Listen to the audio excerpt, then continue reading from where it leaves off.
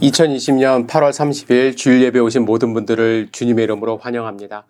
다 함께 묵도하심으로 주일 예배를 주님께 드리도록 하겠습니다. 감사함으로 그의 문에 들어가며 찬송함으로 그의 궁정에 들어가서 그에게 감사하며 그의 이름을 송축할지어다. 여호와는 선하시니 그의 인자하심이 영원하고 그의 성실하심이 대대에 이르리로다. 아멘. 사랑과 은혜가 충만하신 아버지 하나님, 주님의 자녀들이 감사함으로 주님 앞에 나와 드리는 주일 예배를 기쁘게 받아주시옵소서.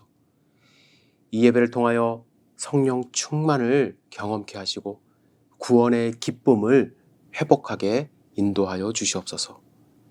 예배의 처음과 끝을 온전히 주님께 의지하며 나아갑니다. 예수님의 이름으로 기도드렸사옵나이다. 아멘.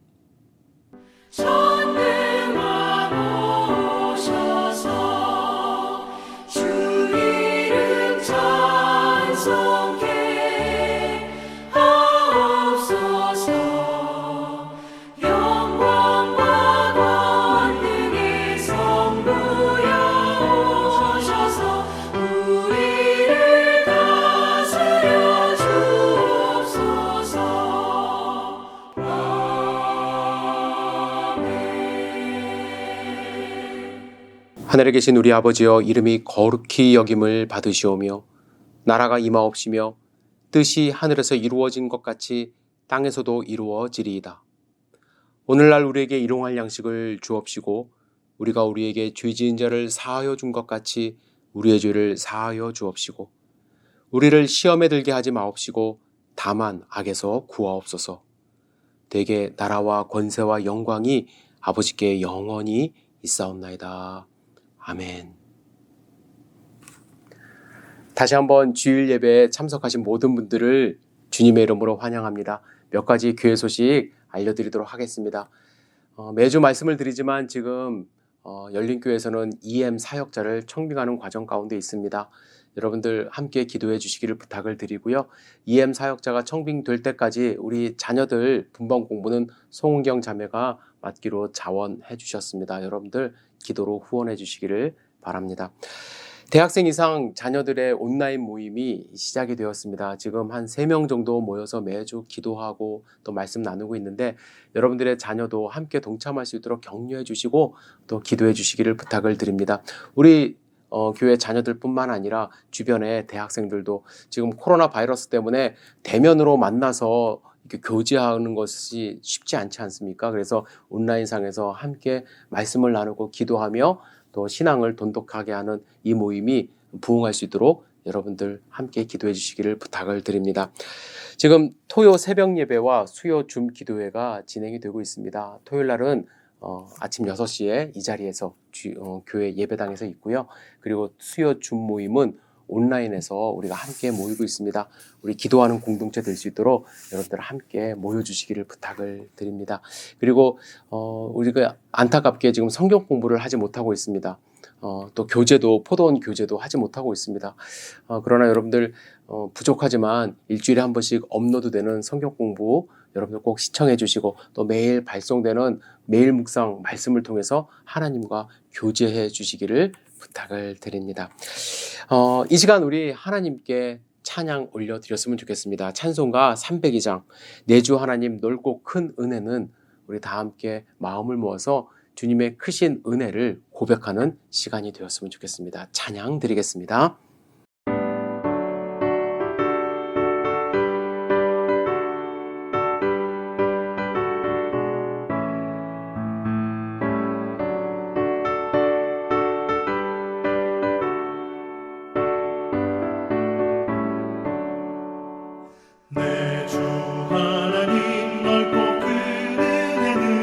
저 큰 바다보다 깊다. 너보다 주를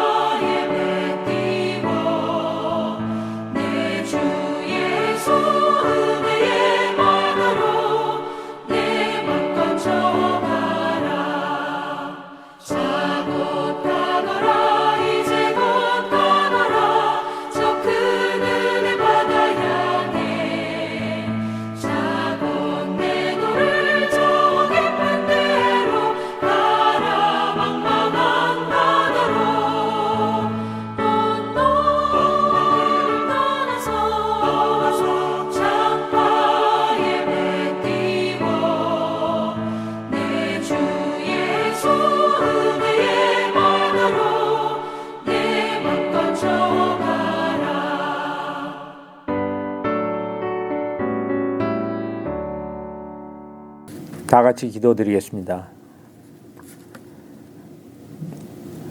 누가 여호와의 회의에 참여하여 그 말을 알아들었으며 누가 귀를 기울여 그 말을 들었느냐. 지금껏 이 세상 모든 사람들이 한 번도 경험해보지 못한 코로나 바이러스로 인해 세상의 섭리에 대한 의구심과 두려움이 만연한 삶을 살아가고 있는 요즘, 이럴 때 저희가 할 수 있는 가장 중요한 일은 온 마음으로 주님의 말씀에 더욱 귀를 기울여야 하는 것이라고 믿습니다. 그러나 지난 한 주 때로는 주님께서 주신 말씀에 의존하기보다는 세상의 가치와 기준에 보다 귀 기울여 살았던 순간이 있었음을 고백합니다. 저희의 약하고 부족함을 주님의 사랑으로 덮어주시옵고 저희를 더욱더 주님께서 주시는 말씀에 귀 기울일 수 있도록 저희를 인도하여 주시옵소서. 코로나 바이러스로 인해 혼란과 두려움이 가득한 저희의 삶 가운데 더욱더 주님의 말씀과 기도에 집중함으로써 성령 충만함으로 영육간에 강건할 수 있도록 인도하여 주시옵소서. 주님 품속에서 참된 평안을 얻고 안식을 얻기를 원합니다. 이를 통해 주님께서 주시는 사명을 감당하며 십자가를 향해 한마음으로 함께 나아가는 공동체가 되기를 간절히 소망합니다. 저희가 열린교회라는 이름으로 첫 예배를 드린 그때 그 당시 품었던 저희의 소망과 열정을 한순간도 잊지 않게 하여 주시옵소서. 그 열정과 소망을 잊고 이 시간을 살고 있다면 저희 모두가 간절한 마음과 눈물로서 회개하고 절박한 마음과 눈물로서 기도하며 주님이 주신 사랑의 마음을 통해 저희 열린교회에서 믿음과 소망의 삭이 돋아나게 하시옵소서. 그리하여 이 지역에서 열린교회가 세상의 빛과 소금이 되어 주님의 뜻하신 역할과 사명을 감당할 수 있도록 인도하여 주시옵소서. 또한 저희 공동체 각 가정에 있어 건강과 경제적인 문제를 비롯한 여러 가지 삶의 문제로 고민하며 간구하는 기도를 들어주시고 친히 응답해 주시옵기를 간절히 바라고 원합니다. 주님 도와주시옵소서. 이 시간을 통해 주님의 인도하심으로 저희들 각 가정의 기도 제목들이 해결받고 은혜받는 시간이 되도록 하시옵소서. 어려운 가운데 매주일마다 아름다운 찬양과 영광을 드리는 찬양팀과 예배를 준비한 곳곳에 수고한 손길들이 있습니다. 주님의 사랑과 은혜가 함께 있도록 하여 주시고 준비한 이 예배를 주님께서 기뻐 받아 주시옵소서. 오늘 말씀을 전하시는 목사님도 오직 주님께서 주시는 진리의 말씀을 선포할 수 있도록 동행하여 주시옵소서. 이제 말씀을 듣습니다. 이 시간 마음의 문을 활짝 열어 말씀을 듣게 하시어 한 주간을 살아갈 때 그 말씀이 능력이 되고 도전이 되게 하시옵소서. 예배의 시작과 끝을 온전히 주님께 의지합니다. 마치는 시간까지 주님께서 인도하여 주시옵소서. 예수님의 이름으로 기도드립니다. 아멘.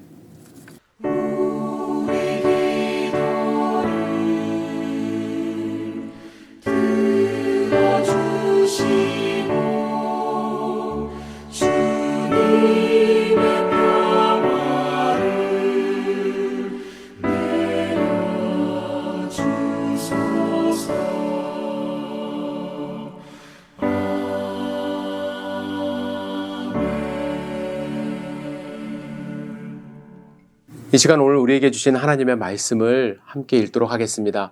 오늘 말씀은 로마서 13장의 말씀인데 13장 1절부터 끝까지 읽기에는 좀 시간이 많이 걸려서 1절, 8절, 14절을 함께 읽도록 하겠습니다. 같이 읽습니다. 1절부터 시작. 각 사람은 위에 있는 권세들에게 복종하라. 권세는 하나님으로부터 나지 않음이 없나니 모든 권세는 다 하나님께서 정하신 바라. 피차 사랑의 빛 외에는 아무에게든지 아무 빚도 지지 말라. 남을 사랑하는 자는 율법을 다 이루었느니라. 오직 주 예수 그리스도로 옷 입고 정욕을 위하여 육신의 일을 도모하지 말라. 아멘. 이 시간 우리에게 주신 말씀을 기대하며 또 우리의 마음 문을 열기를 바라며 잠시 기도하도록 하겠습니다. 전능하신 주님, 주님의 말씀을 사모합니다. 주님이 친히 말씀하여 주시고 그 말씀을 우리 마음밭에 새길 수 있도록 인도하여 주시옵소서. 부족한 사람의 말과 또 생각이 아니라 오직 주님의 그 음성만을 우리가 귀 기울일 수 있도록 주여 인도하여 주시옵소서. 이 시간을 온전히 주님께 의지합니다. 예수님의 이름으로 기도드렸사옵나이다. 아멘. 오늘 우리가 함께 나눌 로마서 13장의 말씀은 그 내용이 어려울 뿐만 아니라 해석에 있어서도 많은 논란이 있는 말씀입니다. 특별히 1, 2절을 보면 이런 말씀이 있죠. 같이 읽겠습니다. 각 사람은 위에 있는 권세들에게 복종하라. 권세는 하나님으로부터 나지 않음이 없나니 모든 권세는 다 하나님께서 정하신 바라. 그러므로 권세를 거스르는 자는 하나님의 명을 거스림이니 거스리는 자들은 심판을 자취하리라. 이렇게 말합니다. 여기서 권세라는 것은 당연히 나라를 다스리는 그런 의미가 있는 것이죠. 그래서 바울은 로마 교회 성도들에게 이 황제를 포함한 높은 지위에 있는 사람들에게 복종하라 이런 말을 하고 있는 것입니다. 바울은 왜 로마 교회 성도들에게 이렇게 복종하라고 명령했을까요? 이 당시 교회는 여러분들이 아시는 것처럼 권세 있는 자들에게 엄청난 핍박을 당하고 있었습니다. 이 당시 황제는 기독교를 박해하던 네로 황제였습니다. 네로는 사람들을 잡아다가 죽이고 십자가에 못 박고 동물의 어떠한 맹수들의 먹잇감으로 주기도 하고 뿐만 아니라 자기 궁전을 다시 짓고 싶어서 로마에 불을 지릅니다. 그리고 그 책임을 기독교인들에게 뒤집어 씌운 그러한 황제입니다. 그런데 바울은 이런 네로에게 복종하라. 왜 그랬을까요? 언뜻 생각하면 사람들이 이거 갖고 논란이 많은데 히틀러의 명령도 따르라는 말인가? 일제강점기 때 교회를 향해서 신사참배하라는 명령도 따랐어야 하는가? 그런 생각까지도 하게 합니다. 그래서 정치적인 성향을 드러내는 목사님들은 어느 정권에서는 정권에 복종해야 된다고 말을 하고 또 어느 정권에서는 이 정권은 하나님이 세운 정권이 아니다라고 이야기를 하면서 복종할 필요가 없다고 이야기를 하고 그때 많이 등장하는 본문의 말씀이 로마서 13장의 말씀입니다. 우리가 오늘 본문을 이해하기 위해서는 당시의 역사적인 배경을 좀 알아야 이 바울이 이런 말을 왜 했는지 조금 이해할 수 있습니다. 바울 연구의 세계적인 권위자인 김세윤 교수는 2009년도 5월 복음과 상황이라는 잡지 인터뷰에서 이런 말을 합니다. 이 구절은 AD 56년, 57년의 로마 교회의 현실, 유대 반란이 일어나려고 하는 현실 속에서 읽어야 한다. 이런 말을 하죠. 그 당시에는 유대인들이 로마 안에서 반란을 일으키려고 하는데 바울은 그 반란에 합류하지 말라며 이 말을 한 것이라는 것입니다. 이어서 이렇게 말합니다. 바울은 그 반란이 실패할 줄 알았다. 뿐만 아니라 바울은 임박한 종말을 믿었다. 그때까지 바울은 땅끝까지 복음을 선포해야 할 임무를 부여받았다고 생각했다. 그런 바울에게는 로마 제국의 정치 군사적 안정과 비교적 공정한 로마법과 행정 체계가 자기의 세계 선교를 위한 전제 조건이었다라고 말합니다. 바울이 권세 있는 자들에게 복종하라는 것은 반란에 가담하지 말라는 것입니다. 왜냐하면 권세 있는 자들에게 적대감을 보일 때 오히려 복음 전파되는 것이 방해받을 수 있기 때문에 금방 이제 바로 오실 예수 그리스도를 기대하며 우리는 한시라도 빨리 복음을 증거해야 하기 때문에 복음 전파를 위해서 복종하라는 것입니다. 반란에 가입하지 말라는 거예요. 바울이 권세에 복종해야 한다라고 말한 이유를 그래서 저는 두 가지로 좀 나눠서 생각해 봤으면 좋겠습니다. 첫 번째는 그리스도인들의 모습이 폭력적이거나 비평화적인 모습으로 비춰져서는 복음 전파가 안 된다는 것입니다. 가뜩이나 기독교인들은 형체가 없는 하나님을 믿어요. 하나님의 형체가 없지 않습니까? 그런데 그것이 헬라 사회에서는 이방 사회에서는 말도 안 되는 일이었습니다. 그래서 쟤네들은 좀 이상하다 이렇게 생각을 했고요. 특별히 그리스도인들은 모일 때마다 뭐 했습니까? 주님의 만찬을 했어요. 이것은 주님의 몸입니다. 이것은 주님의 피입니다. 밖에 있는 사람들이 봤을 때 어땠을까요? 야만인으로 생각을 했습니다. 그런데 거기다가 폭력성까지 가미된다면 첨가된다면 복음을 믿을 사람이 없다는 거예요. 제대로 이 복음을 증거하기가 힘들다는 것입니다. 그들의 별명은 무엇인가요? 그리스도인. 그게 별명이었어요. 그리스도인. 그렇다면 예수 그리스도를 닮아야만 하죠. 여러분, 예수님은 어떻게 돌아가셨나요? 당시 법에 대항하셨나요? 힘이 있으셨지만 예수님은 침묵하셨어요. 끌려가셨어요. 채찍에 맞으셨어요. 결국에 십자가에 달려 돌아가셨습니다. 그리스도인들은 폭력적으로 대항하는 것으로 사회에 낙인 찍혀서는 안 됩니다. 오히려 준법 정신이 강해야 돼요. 세금도 잘 내야만 합니다. 악한 행동을 하지 말아야 합니다. 사회에서 정해진 이 법에 대해서 나는 그리스도인이야. 세상이 정한 법, 황제가 정한 법, 난 결코 따를 수 없어 라고 말할 것이 아니라 가이사의 것은 가이사에게, 또한 하나님의 것은 하나님에게 철저히 드리며 평화를 유지하고 사회에 이익이 되는 그리스도인 되기를 바란 것입니다. 우리가 먼저 법을 지켜야 돼요. 우리가 먼저 정의롭게 살아야 돼요. 여러분, 한국은요, 지금 교회 때문에 사회가 불안해하고 있습니다.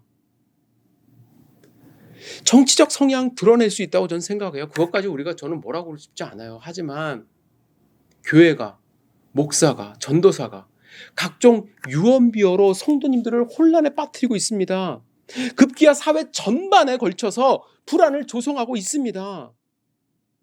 정치적 성향 비판하고 싶지는 않아요. 그럴 수 있다고 생각해요. 그러나 제가 비판하고 싶은 것은 교회가, 예수를 믿는 사람이 사회에 선한 영향을 주어야 되는데 사회로부터 집탄받고 정말로 큰 걱정거리가 되는 일은 없어져야 돼요. 세속 문제, 세습 문제, 교회 안에서의 일이었어요. 교회에서 분란이 일어나는 것, 교회 안에서의 일이었어요. 근데 지금 이 문제는, 한국 사회에서 일어나는 문제는 사회가 교회를 걱정하기 시작했어요. 복음이 증거되겠어요? 예수님 믿으세요? 라고 얘기했을 때, 네, 예수님 믿을게요. 당신을 보니까 예수님 믿고 싶어지네요. 누가 그러겠어요?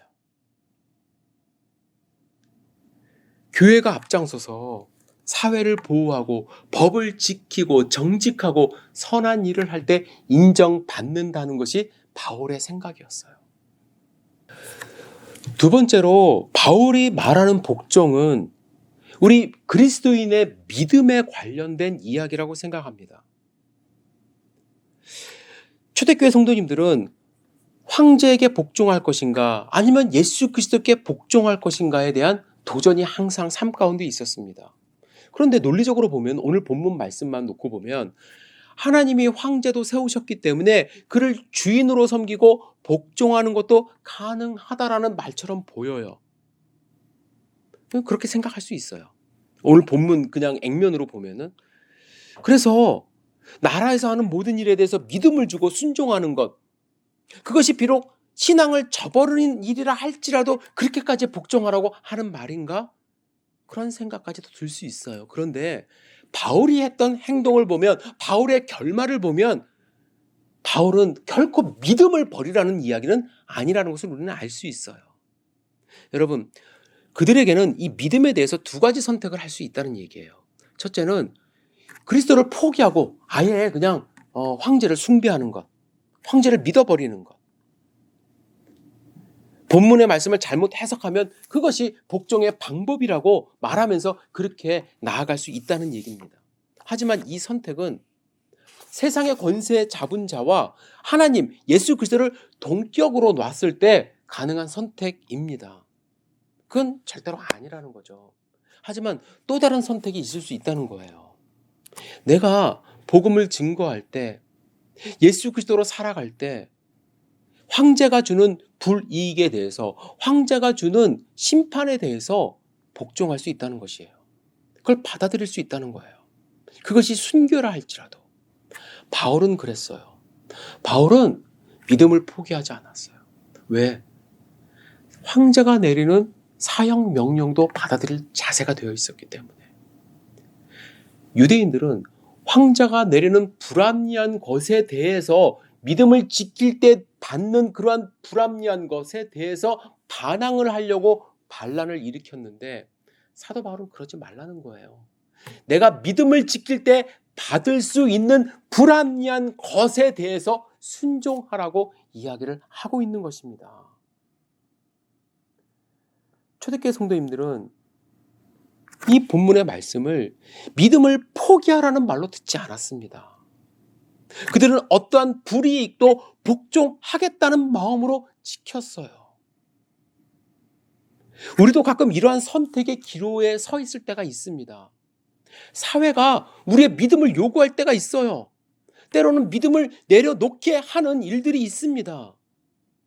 그럴 때 이 본문을 펼쳐놓고 그래 권세는 그들의 힘은 하나님이 주신 건데 복종해야지 내 믿음 잠깐 내려놓고 그들을 따라갈 수도 있어요. 하지만 그것이 정말로 내 믿음을 내려놓아야 하는 상황이라고 한다면 믿음을 내려놓지 않고 지킴으로써 받을 수 있는 불이익을 감수하는 복종, 그것이 순교라 할지라도 사도 바울은 그 믿음을, 그 복종을 이야기를 한 것입니다.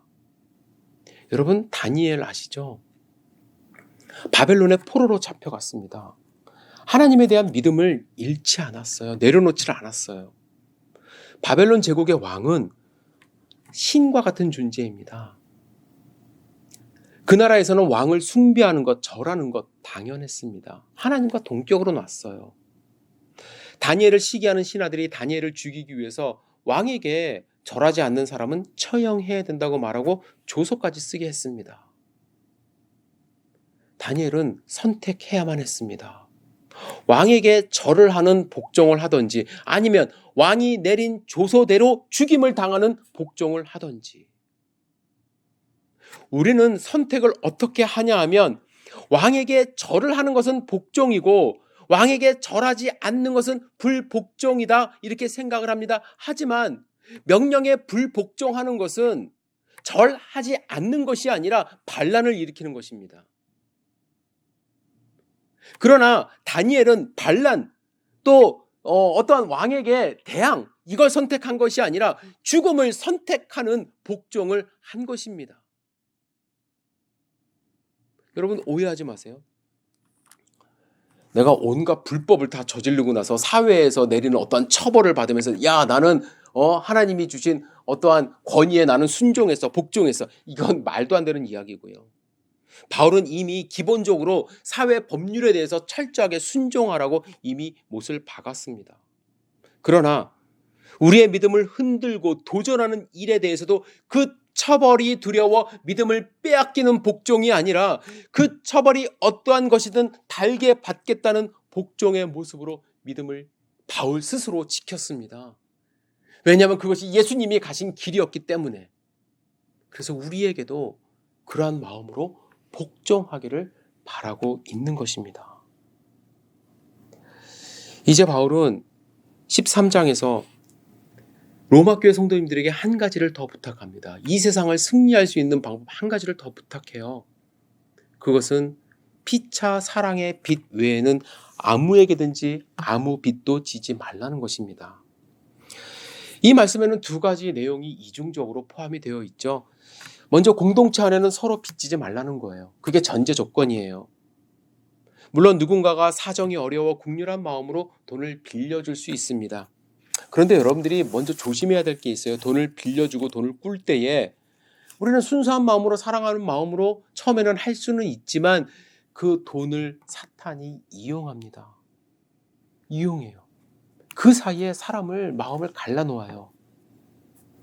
제가 20 몇 년 전, 벌써 20년이 훨씬 지난 일인데 목회 처음 할 때 그 에반스빌이라는 시골 조그만 동네에서 목회할 때 교회에 참 큰 어려움이 생겼습니다.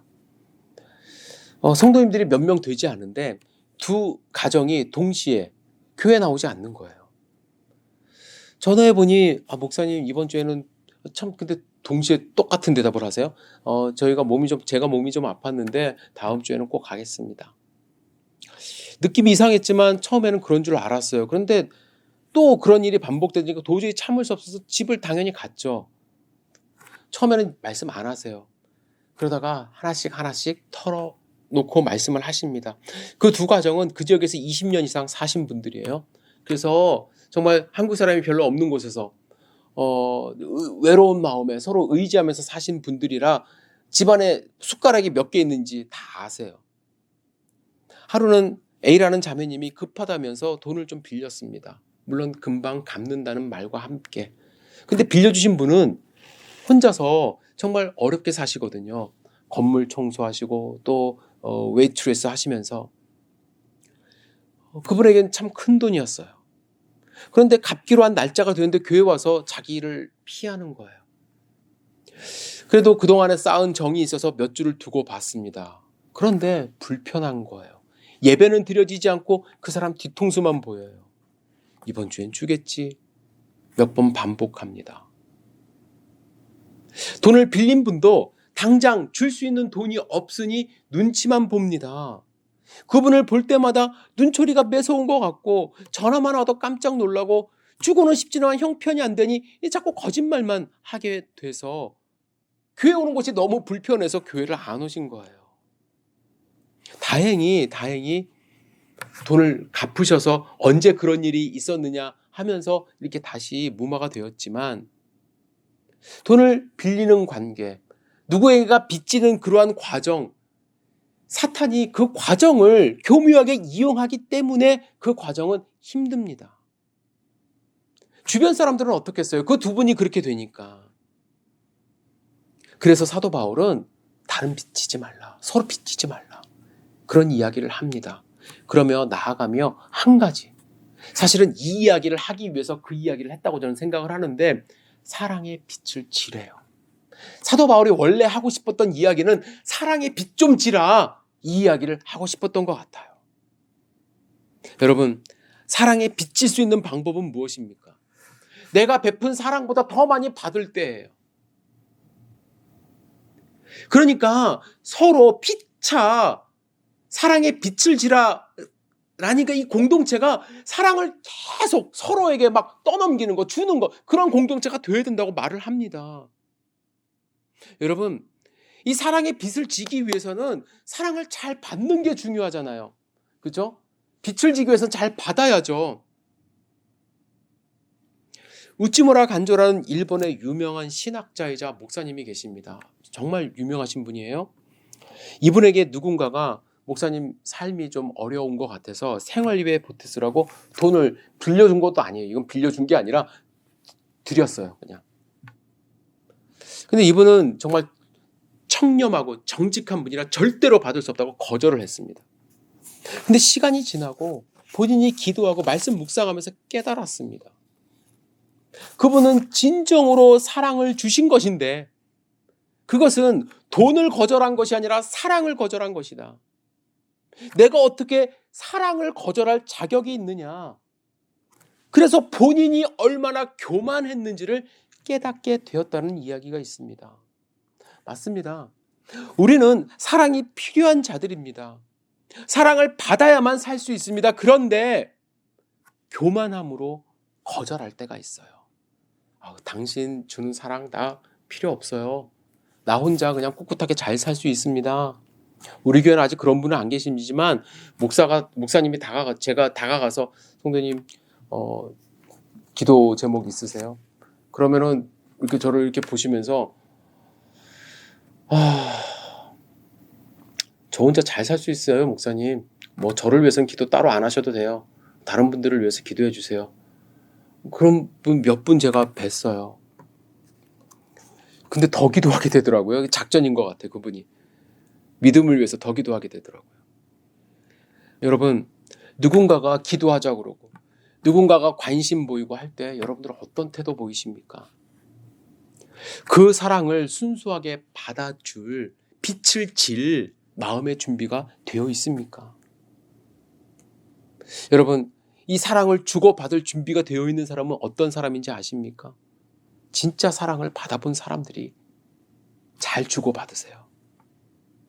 하나님의 사랑을 받은 사람은 본인이 사랑에 엄청난 빚을 졌다라는 것을 알아요. 바울이 복음의 빚진 자이기 때문에 목숨 걸고 예? 조금이라도 그 빛을 갚기 위해서 복음을 증거하듯이 하나님의 그 크신 사랑을 경험한 사람은 사랑의 빛이 있다는 것을 알고 그것을 갚기 위하여 하나님의 사랑을 주고 싶어 하십니다. 또 하나님의 사랑을 받아본 사람은 그 사랑을 받았을 때 이미 내 모든 것을 내려놨기 때문에 누군가가 나에게 사랑을 준다고 할 때 그것을 거절하는 교만이 아니라 그냥 있는 그대로 다 받아들입니다. 사랑이 없는 공동체는 하나님의 사랑을 경험하지 못한 공동체임을 그래서 반증하는 것입니다. 열린교회는 사랑의 빛으로 빛찬치 않은 교회가 되었으면 좋겠습니다. 서로 주려고 노력하고 서로 받으려고 하고 그래서 내가 주는 사랑보다 받는 겸손이 넘치는 교회가 되었으면 좋겠습니다. 하지만 이 사랑을 나누고 받는 것이 말처럼 쉽진 않죠. 내 자신이 교만해서도 그렇고 또 이 사랑을 나누는 사이에 악한 세력이 방해도 많이 합니다. 누군가가 사랑을 주고받는 것을 보면은 막 친해진 걸 보면 섭섭한 마음 들게 하고 섭섭함이 들기도 하고요. 누군가가 말을 했는데 그것이 막 꼬아서 들려요. 오해를 하기도 하고요. 여러 가지 방법으로 사랑을 하려면 할수록 사탄은 우리 공동체를 깨트립니다. 그래서 그냥 사랑 나누지 않고 그냥 평안한 상태로 빚잔치 하지 않고 그냥 있기를 사탄은 원해요. 그래서 사도 바울은 우리에게 심각한 경고의 메시지를 마지막에 줍니다. 여러 명령이 있지만 오늘 본문에 반복되는 말이 있어요. 입으라. 옷을 입으라. 바울은 12절에 빛의 갑옷을 입자라고 말합니다. 밤이 깊고 낯이 가까웠으니 그러므로 우리가 어둠의 일을 벗고 빛의 갑옷을 입자. 낮은 가까워오고 있습니다. 예수님의 재림은 가까워오고 있어요. 그러나 낯이 해가 뜨기 바로 직전이 가장 어둡다는 거예요. 그래서 우리는 스스로 빛의 옷을 입고 있어야 사단의 괴략으로부터 사단의 공격으로부터 우리 스스로를 보호할 수 있다는 것입니다. 뿐만 아니라 사도 바울은 14절에 그리스도를 옷 입으래요. 주 예수 그리스도의 옷을 입으래요. 여러분, 옷 입는다는 것, 빛의 옷을 입는다는 것, 사도 바울은 참 옷 입는다, 무엇을 입는다라는 표현을 전신갑주를 입으라 뭐 이런 표현을 하듯이 옷 입으라는 표현을 많이 하는데 여러분, 옷 입는다는 것은 무엇일까요? 여러 가지 의미가 있지만 뭐 보호한다 뭐 이런 의미도 당연히 있지만 저는 옷은 선택이라고 생각을 합니다. 내가 무엇을 선택하면서 살아가는가. 여러분들 생각해 보세요. 아침에 일어나시면 우리가 옷을 입습니다. 저녁에 자기 전에 잠옷을 갈아입듯이 아침에 일어나서 학교를 가건 직장을 갈 때에 그날 입을 옷을 우리는 선택을 해요. 입어요. 의지가 있다라는 것입니다. 빛의 갑옷, 의지를 갖고 입어야 되고요. 그리스도의 옷, 의지를 갖고 내가 선택을 해야 된다는 거예요. 옷을 입는다는 것은 뿐만 아니라 내가 이 옷을 잘 입고 있는지를 돌아봐야 된다는 것입니다. 나는 빛의 갑옷 한번 입었어. 그런데 빛이 나지도 않는데 나는 빛의 갑옷 입었다고 착각하면서 살아갈 때가 있어요. 내가 진짜 빛의 갑옷을 입고 있는지 예수 그리스도의 옷을 입고 있는지 스스로 돌아봐야 된다는 거예요. 밥 먹으면서 다 흘려놓고 그거 닦지도 않고 빨지도 않고 갈아입지도 않고 그냥 나는 한 번 입은 옷으로 평생 그렇게 살아갈 때에 우리는 욕먹게 되어 있어요. 손가락질 받게 되어 있습니다. 빛의 갑옷, 그리스도의 갑옷은 어떤 옷이에요? 희생, 사랑, 섬김, 거룩 이러한 옷 아닙니까? 희생이 있고 섬김이 있고 사랑이 있고 거룩이 있는지 내 자신을 돌아봐야 된다고 사도 바울은 이야기를 합니다. 여러분, 이 세상 지금 살아가기 어렵잖아요. 여러분들은 어떻게 이 세상에서 승리하며 살아가시겠습니까? 교회 공동체에서 어떠한 모습으로 살아가시겠습니까? 사실 오늘 로마서 13장의 말씀은 하나님이 여러분들에게 하시는 말씀이라기보다는 저 자신에게 주시는 말씀이라는 생각으로 많은 도전을 받습니다. 제 자신을 돌아봅니다. 혹시 여러분들 시간 있으시면 당연히 저를 위해서 기도 많이 하시겠지만 목회자 저를 위해서 기도해 주시고 제가 정말로 사랑의 빚진 자 되고 사랑을 여러분들에게 다 나눠드리면서 사랑의 빚잔치를 좀 하는 그러한 목회자가 되고 교회가 될 수 있도록 겸손한 목회자가 되어서 예수 그리스도의 옷을 입고 갑옷을 입고 빛의 옷을 입고 정말 하나님의 말씀을 증거하며 살아갈 수 있도록 저를 위해서 기도해 주시고 서로 사랑이 충만한 열린 교회 될 수 있도록 함께 마음을 주님 앞에 내려놓으시기를 주님의 이름으로 축복합니다. 기도하시겠습니다. 전능하신 주님, 오늘 본문의 말씀을 통해서 주님이 주시는 음성을 들었습니다. 주님, 본문의 말씀을 읽고 적용하기가 쉽진 않지만 우리에게 깨달음을 주셔서 믿음을 더욱더 견고하게 할 수 있도록 인도하여 주시고 우리 공동체 안에서 사랑의 빛을 서로 지고 또 기쁨이 넘치는 귀한 공동체가 될 수 있도록 주여 인도하여 주시옵소서. 주님, 다시 한번 감사드립니다. 예수님의 이름으로 기도드렸사옵나이다. 아멘. 이 시간 우리 찬송가 461장 십자가를 질 수 있나 주가 물어보실 때 여러분들 그 질문에 어떻게 대답하시겠습니까? 찬송 부르시면서 우리의 믿음을 주님 앞에 고백하는 시간 가지시고 축도로 오늘 예배를 마치도록 하겠습니다. 우리 다 함께 찬송 올리겠습니다.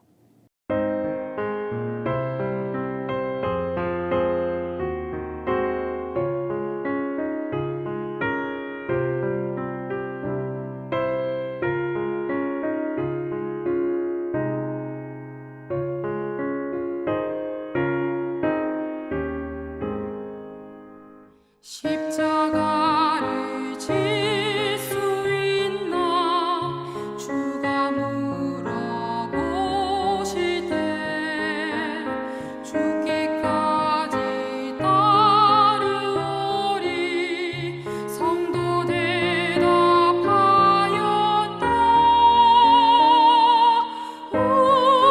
우리의 심령 주의 것이